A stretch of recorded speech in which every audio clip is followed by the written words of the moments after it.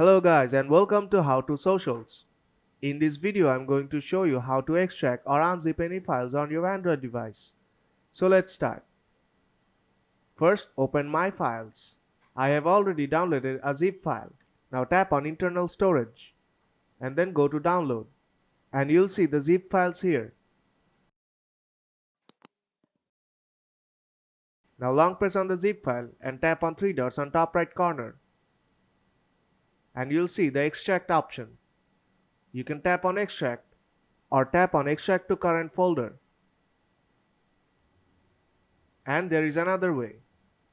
Now tap on the zip file and you'll see the internal files are already selected. Now tap on extract on bottom right corner. And it will create a new folder on the download folder.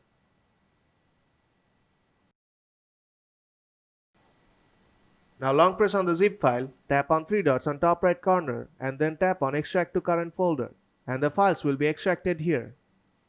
So if this video helped you out, then don't forget to leave a like and see you in the next tutorial.